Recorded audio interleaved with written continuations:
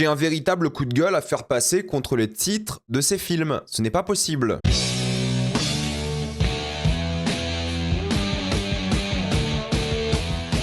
Wake Up Dead Man, une histoire à couteau tiré. Comme d'habitude, jusqu'à la minute indiquée dans le titre de la vidéo, il n'y aura pas de spoiler, jusque-là vous êtes tranquille, mais après on va tout spoiler. Wake Up Dead Man raconte l'histoire d'un crime qui a été commis sur un prêtre. La question se pose, qui a tué cet homme et pourquoi? C'est là que Benoît Blanc va intervenir afin de le résoudre. J'ai eu la chance de voir Wake Up Dead Man au cinéma, au Christine, à Paris, grâce au Paris Cinéma Club, donc un grand merci à eux encore une fois. J'avais fait la séance de Frankenstein en salle et j'avais adoré déjà le film, mais surtout voir ce genre d'œuvre en salle. Là, j'ai vu ce nouveau film de Rian Johnson qui sort directement sur Netflix ce vendredi. Et vu que je l'ai vu en salle et que je tourne cette critique avant la sortie du film, il n'y aura que des images de la bande-annonce. Donc certaines choses, surtout dans la partie spoiler, je ne pourrais pas montrer. C'est donc le troisième film de la trilogie maintenant de Knives Out, la trilogie de Rian Johnson que j'adore en tant que réalisateur, en tant que scénariste. J'ai aimé quasiment tous ses films en réalité. Et lui-même est contre les titres de cette saga, et je suis d'accord avec lui,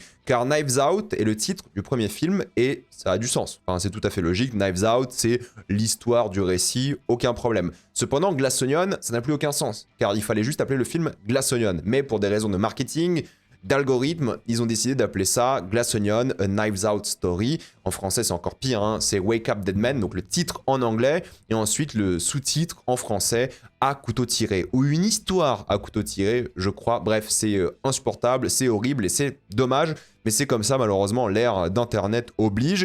Et il faut savoir que après le succès du premier film, la saga ou la trilogie a été achetée pour 450 millions de dollars par Netflix, 40 millions de budget pour Glass Onion, 210 millions de budget pour ce film-là, et le reste allait dans la poche de Daniel Craig et de Rian Johnson. Je crois que c'était 100 millions chacun à peu près. Donc énorme machine à fric pour les deux, là, l'acteur et le réalisateur scénariste.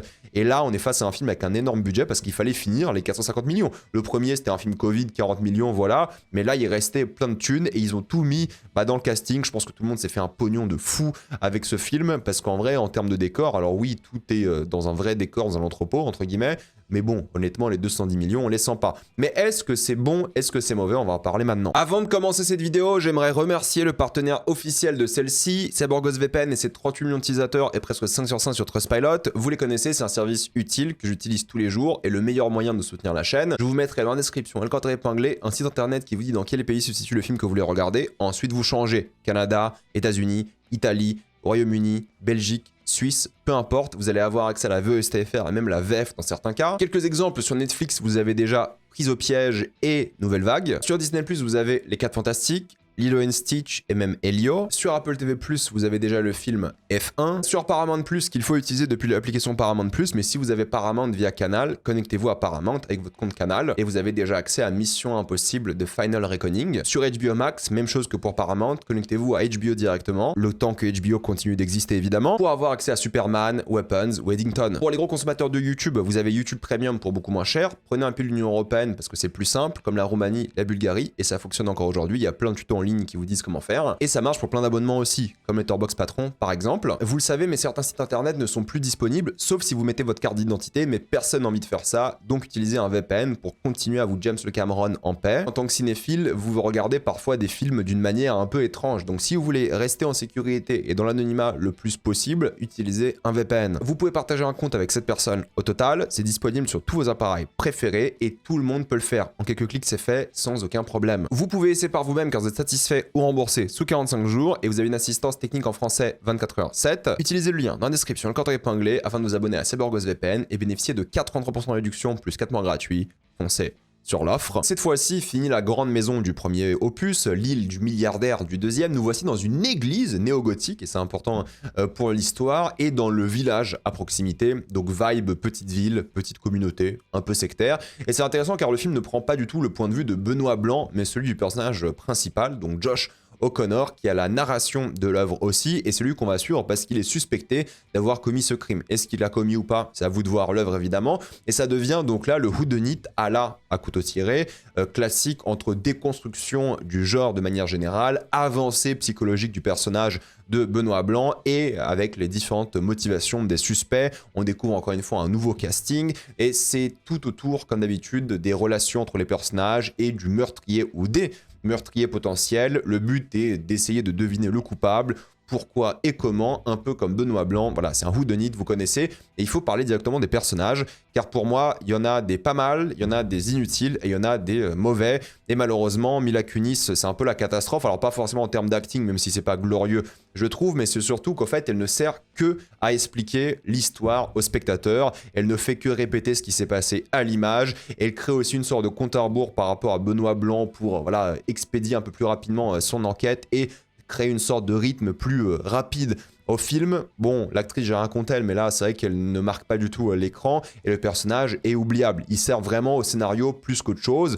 Kelly Spaeny, je suis désolé de le dire, hein, mais elle a genre 3 lignes de dialogue, elle ne fait rien tout le film, alors qu'en réalité, bah, l'actrice est très douée, elle aurait pu être intéressante, mais son personnage ne fait que représenter une thématique symbolique plutôt que être un vrai personnage complexe ou utile au scénario. Déçu par Kerry Washington aussi, honnêtement, qui fait pas grand chose non plus dans l'œuvre, hein, je vais pas vous mentir. Hein. Les personnages féminins, c'est un peu la catastrophe dans cet opus, ce qui est un peu triste parce qu'en fait, dans les deux précédents, les personnages féminins étaient hyper importants et même les personnages secondaires étaient hyper importants. Ils avaient de la personnalité et tout. Et des trois, pour moi, c'est les pires personnages secondaires. C'est hyper décevant, bah, surtout quand tu sais le passif qu'il avait de base avec les personnages féminins. Mais là, ils servent à rien, quoi. C'est vraiment très très triste. Mis à part être le symbole d'une intrigue ou d'une thématique politique ou sociale, c'est vrai que c'est des personnages et des acteurs qui n'ont pas fait grand chose. À partir de Andrew Scott, ça commence à devenir ok. Andrew Scott, il joue une sorte de fidèle à la MAGA, Trumpiste, prêt à suivre le gourou Josh Brolin, quoi qu'il arrive. Et je dis pas ça par hasard, hein. C'est vraiment des phrases utilisées par MAGA, des répliques cultes de Trump qui sont utilisées dans le film. Et vu que c'est une sorte d'écrivain raté, il est intéressant à suivre pour le côté imprévisible, mais fatalement, bah, il est aussi oubliable. Et c'est dommage parce qu'en fait, ces films, ils se basent tellement sur les personnages que s'ils sont pas bons, bah, le film tombe un petit peu à l'eau. Et celui-ci, ok. Jeremy Renner, il joue le médecin alcoolique qui se fait larguer et devient un incel. Du coup, c'est une sorte de bombe à retardement. Lui, c'est pas mal et c'est assez intéressant la manière dont il joue, je trouve, et comment il est établi. Daryl McCormack, il joue une sorte de caricature de mec influenceur politique raté qui n'a aucune exigence morale ou qui s'adapte en fonction des sujets d'actualité juste pour gagner en popularité. Bon, il est sympa parce qu'en fait, il permet de tout filmer et ça permet vraiment d'avoir un scénario qui est construit à la fois par rapport aux réseaux sociaux, par rapport à un truc d'actualité et en même temps par rapport à des surprises qui viennent parce que le mec, il filme tout. Donc c'est cool d'avoir à la fois un réalisateur, donc lui en tant qu'influenceur dans l'œuvre, et en même temps, bah, le réal qui fait le film. Je trouve qu'il y a un truc par rapport à ça, la déconstruction de comment on fait un film et comment on raconte une histoire. Parce qu'en fait, la manière dont tu racontes les choses peut complètement manipuler la vérité. Et je trouve que pour ça, bah, ça critique déjà et les influenceurs, mais surtout les politiques qui font du storytelling pour leurs intérêts. Il y a Glenn Close qui est un personnage assez marquant aussi, je trouve, dans le film, parce que bah, l'actrice est formidable et elle joue une sorte voilà, de personne un peu trop fidèle au poste de l'église, qui suit quoi qu'il arrive la paroisse et la secte, parce que c'est une secte hein, en réalité. Et nous avons Josh Brolin qui est donc l'homme assassiné, qui même mort évidemment hante énormément l'œuvre, hein, parce qu'on parle de lui constamment, mais il est aussi extrêmement présent, parce que Josh Brolin, il fallait vraiment qu'il soit présent, je pense, en termes de cachet et en termes juste de marketing, mais surtout qu'en fait, il y a énormément de flashbacks avec lui en vie, du coup, et il joue Trump, voilà, disons les choses, hein, il joue un populiste, gourou, sectaire, homme politique, qui va au bout des choses, juste pour sa satisfaction personnelle, et d'autres choses que, évidemment, je vais pas spoiler tout de suite, mais c'est vrai que là, j'ai fait juste une description très rapide des personnages, pour pas trop en révéler. Mais c'est vrai qu'en termes d'acting, il le joue bien et il reprend aussi des phrases de Trump, évidemment. Et globalement, les personnages secondaires dans le film, très très décevants, assez mauvais. Là où ça brillait dans le précédent par rapport à ça, et même dans les deux précédents, je dirais, mais surtout Knives Out 1, même si Knives Out 2 avait quelques trucs mémorables. Celui-ci, je pense que je vais me rappeler d'aucun personnage, ou presque. Heureusement que Josh O'Connor, personnage principal, lui est bien exploité en tant que protagoniste, sa relation avec Daniel Craig, Benoît Blanc, qui est vraiment pas mal pour plein de raisons différentes. Ils rebondissent bien, ils ont un code moral différent. T'as un homme qui est un blasphémateur et l'autre qui est littéralement un prêtre. Donc je trouve qu'il y a un truc qui est pas mal en termes de débat et d'enquête commune qui font à deux, de voilà, côté buddy, cop, movie, enfin juste buddy movie du coup techniquement, parce que même si lui c'est pas un flic, il y a un truc par rapport à ça. Donc je trouve que c'est pas mal et on passe pas beaucoup de temps avec Benoît. C'est vraiment son film à Josh O'Connor et il le porte plutôt bien. Et là où dans les précédents films c'était deux femmes qui étaient genre les personnages principaux et c'est elle qui aidait à résoudre l'enquête, Là, c'est vraiment Josh O'Connor. Ça marche parce qu'il y a une opposition entre les deux personnages, évidemment, mais ils ont un socle commun moral important, et c'est ça qui est cool. Mais il y a aussi un doute sur lui, parce qu'en fait, il est suspect principal. Est-ce qu'il a tué ou pas? Et le film joue sur ça énormément, et je trouve que c'est vraiment réussi. Et le problème que j'ai avec les personnages secondaires, c'est quand même le fait qu'ils soient plus des vecteurs pour des idées politiques. Et moi, vous le savez, hein, j'ai aucun problème avec les idées politiques dans les œuvres, surtout que les idées politiques du film vont clairement dans mon sens, en plus de ça. Mais surtout qu'en fait, du coup, les personnages sont pas intéressants. Je pense que Rian Johnson, quand il critiquait la politique, qui est à peu près la même, hein, c'est les mêmes critiques qu'il fait dans le premier et deuxième film, là, il a plus mis l'aspect politique en avant sans avoir des personnages intéressants. Là où avant, c'était des personnages intéressants qui raconter quelque chose de politique. Et je pense que là, il s'est complètement perdu dans ça, et c'est un petit peu dommage, et je pense que c'est un peu plus creux que d'habitude, et vous n'allez pas vraiment vous rappeler de ces personnages à cause de ça. Normalement, il faut faire les deux. Tu as un personnage intéressant, et si tu veux, un reflet de la société. Mais il faut que les personnages soient intéressants avant tout. Le reste, entre guillemets, c'est un petit peu bonus. Donc de ce point de vue-là, je suis assez déçu. Et le crime, sans trop spoiler, moi je trouve que c'est extrêmement chiant, contrairement aux deux premiers films. Je trouve que c'est trop alambiqué, surtout dans le climax, qui est tellement long, genre horriblement long, l'explication est sans fin, et dans les précédents, il y avait une beauté dans la simplicité du crime qui est devenue complexe pour plein de raisons différentes par rapport au personnage, par rapport au quiproquo et tout.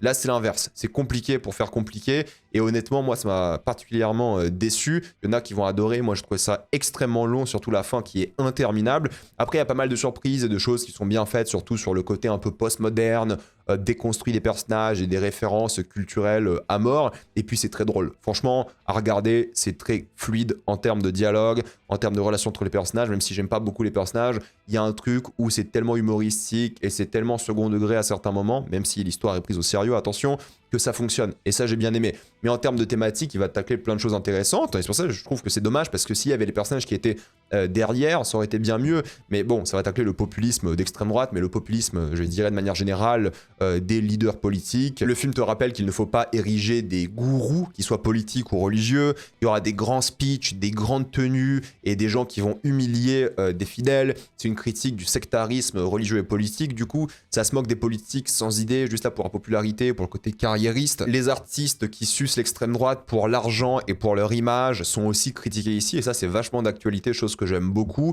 surtout en 2025 avec Trump, avec les plateformes de streaming, tous les acteurs. L'avidité est énormément critiquée évidemment, c'est un péché capital, rappelez-vous, hein, pour l'église. Le côté incel est critiqué, la haine des femmes. Dommage qu'il n'y ait pas de personnage féminin intéressant pour le coup sur le personnage de Glenn Close que j'aime bien. Et le truc qui est vraiment nouveau et intéressant dans cette saga, c'est la perte de la foi, en tout cas dans ce film-là. C'est la nécessité de la foi versus comment on la maintient. Est-ce qu'il faut la perdre? Est-ce que ça vaut le coup? Est-ce que ça vaut le coup d'entrer dans des débats face à un blasphémateur, un hérétique, entre guillemets? L'opposition des idées religieuses, sociétales, spirituelles, liées aussi à une histoire de rédemption par rapport au personnage de Josh O'Connor. Et en fait, chaque personnage va aussi représenter une sorte de péché. Donc c'est pas mal, mais les personnages restent un petit peu vides, ce qui m'a pas mal déçu. Mais ce qui est bien aussi, c'est le storytelling par rapport à l'influenceur, mais aussi le storytelling de l'église.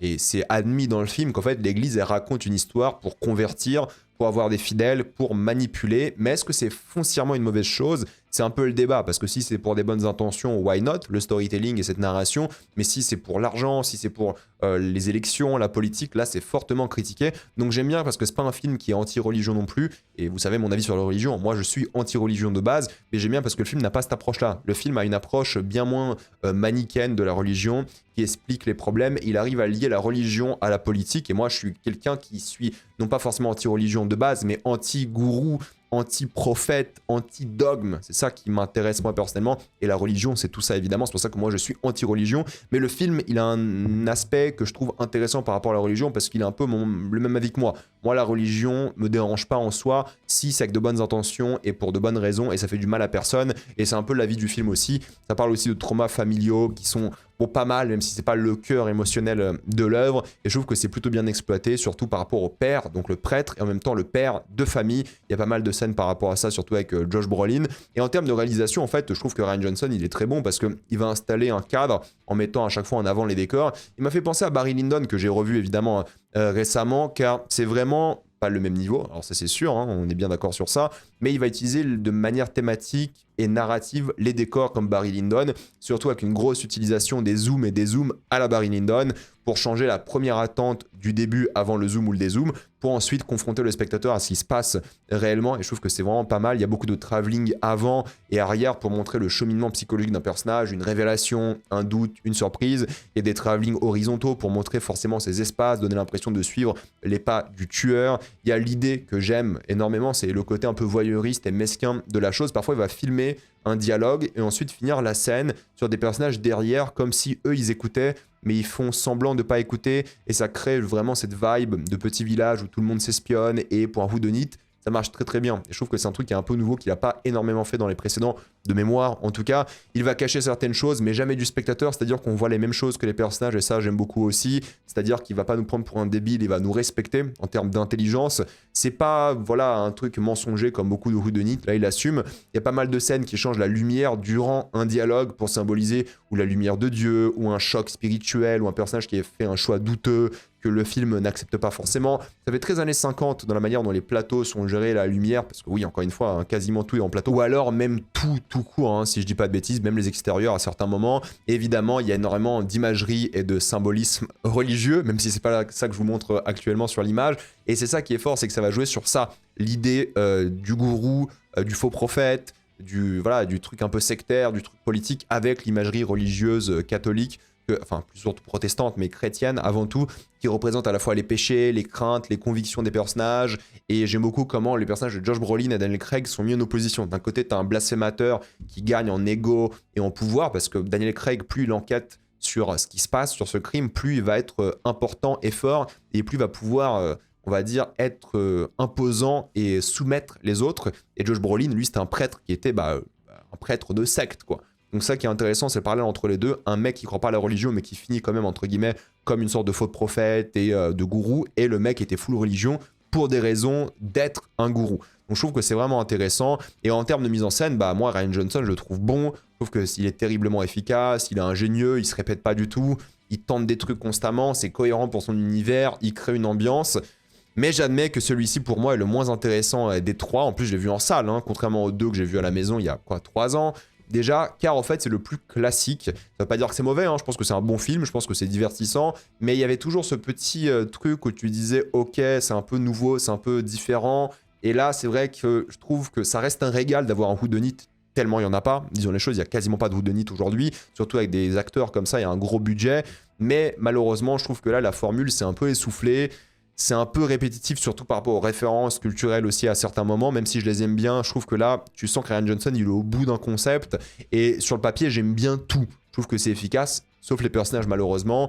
Il est bon dans la mise en scène, il est bon dans les idées. Dans les personnages principaux, il est bon aussi. Les thématiques abordées, j'aime bien, mais c'est un peu superficiel à certains moments, c'est léger. Et pour moi, il manque un truc essentiel, c'est le cœur émotionnel. Rappelez-vous de la satisfaction de la fin du premier film, du deuxième film. Là, honnêtement, j'ai pas ressenti grand-chose. Il y a une sorte de réconfort, peut-être à certains moments, et peut-être un peu de colère, mais globalement, malheureusement, c'est le moins solide des trois. Et j'ai envie de vous dire aussi que c'est long, malheureusement. Surtout la fin, qui traîne vraiment en longueur. Il n'y a aucune raison que ce film dure 2h24. Franchement, en 2 heures, voire moins, c'était plié. En termes de photos, c'est aussi presque un téléfilm Netflix, qui est un petit peu dommage à certains moments. Et bon, malheureusement, oui, c'est bien filmé, c'est bien shooté, il y a des idées par rapport à ça, mais ça manque d'émotion, ça manque de bons personnages. J'ai trouvé l'épilogue mignon, certes, ok, et la relation Daniel Craig, Josh O'Connor, réussie pour le coup, mais c'est oubliable. Honnêtement, je vais pas me rappeler d'un personnage, je vais pas me rappeler d'un moment, d'une intrigue. Ça reste sympa, c'est objectivement plutôt bien à certains moments, surtout par rapport à un truc que vous pouvez regarder à la maison. Je pense qu'à la maison, ça passe très très bien pour le coup. Au cinéma, je pense que ça aurait floppé aussi, je pense pas que ça aurait intéressé beaucoup de personnes. Et ça me déçoit un petit peu parce que je pense que c'est le film de Rian Johnson que j'aime le moins aujourd'hui. Et j'ai eu le temps de poster en film. Genre quand je suis sorti du film, je me suis dit ok c'est cool. Et plus j'y pense, plus je me dis oui c'est cool, sans plus quoi. Je sais pas, dans ma tête, il est passé de 3,5 Letterboxd à 3 voire 2,5 pour vous dire. Donc oui, c'est une recommandation très tiède, c'est sympathique, sans plus. Et même en termes de spoiler, en fait, vous allez voir, mais j'ai pas grand chose à dire parce que le film m'a pas vraiment inspiré. Et on va en parler maintenant. Il y a le personnage de Jeffrey Wright, dont je n'ai pas trouvé d'image parce qu'il est dans aucune bande-annonce, visiblement, qui est entre l'église et la morale. Et j'aime bien parce qu'il faut parfois aller au-delà des règles de la communauté chrétienne pour le bien. Et c'est une chose que j'apprécie. C'est assez ouvert d'esprit par rapport à ça. Et les personnages, surtout les prêtres, sont pas des caricatures bêtes et méchantes. Tout le monde a le droit à la paix intérieure, à la rédemption. C'est un peu la thématique par rapport au personnage de Josh O'Connor. Le but du film, c'est quand même de sauver son âme, qui est tourmentée suite à la haine qu'il avait en lui et qui a tué quelqu'un malheureusement, et il se rattrape en étant un bon prêtre. La scène au téléphone avec Louise, j'ai trouvé assez réussi parce qu'au début Louise il est un peu chiante, elle coupe un peu, vous savez, l'intrigue en faisant des blagues et tout, et ensuite ça devient dramatique au téléphone avec elle et il comprend son rôle de prêtre, il est prêt à abandonner le côté un peu excitant de la chasse, de l'enquête, en fait pour le bien de la communauté, pour se focaliser sur les gens qui ont souffert, et je trouve que c'est assez beau comme idée, et c'est symbolisé évidemment par le Jésus qu'il a fait lui-même avec ses propres mains pour rebâtir la paroisse, pour recréer une nouvelle communauté, accueillir de nouvelles personnes, et il y a mis son cœur, c'est-à-dire sa plus grande fortune. Mais il y a aussi la plus grande fortune, littéralement. Il a brisé le cycle, et ça j'aime beaucoup parce que du coup c'est un film qui est pas anti-religion, mais il est surtout pro-bonne morale, humain, et ça j'ai vraiment trouvé bien, surtout qu'il utilise la religion comme une sorte de passerelle vers une forme d'humanité, surtout d'un homme qui à la base n'est pas religieux, mais qui a utilisé la religion pour avoir droit à une rédemption. Parce qu'à la base, le côté religieux du personnage de Josh O'Connor, il est égoïste. Il veut juste moins mal se sentir, il veut créer quelque chose de je sais pas, de salvateur par rapport à son âme, à qui il est, et il utilise la religion. Donc à la base, c'est égoïste, mais fatalement, il comprend et l'utilise pour faire du bien par rapport aux autres. J'aime beaucoup le fait que la prostituée ne soit pas du tout diabolisée. Je trouve qu'ils ont fait un bon travail par rapport à ça, alors qu'il est représenté avec du rouge, par exemple. Et je trouve que c'est bien d'avoir joué sur ce cliché-là. C'est un peu prévisible, mais c'est un truc qui fonctionne, je trouve, en manière de cinéma. Il faut pas se fier aux apparences, et en même temps, tu as l'enfant qui est pire que la prostituée, mais du coup, tu comprends l'enfant, et en même temps, la prostituée, ils appellent ça prostituée, mais c'est pas une prostituée en réalité. Mais ça qui est intéressant, c'est que je trouve qu'ils ont vraiment déconstruit le genre, ils ont déconstruit un petit peu l'église, tout en respectant et en faisant à la fois un hommage aux gens qui veulent faire de bonnes choses, les péchés sont punis. Il y a une morale que je trouve plutôt bien, et je trouve que ça a été plutôt bien réussi de manière générale, parce que le film est solide sur ses appuis, il sait ce qu'il veut raconter, et t'arrives à apprécier pas mal des personnages, même ceux qui commettent des crimes.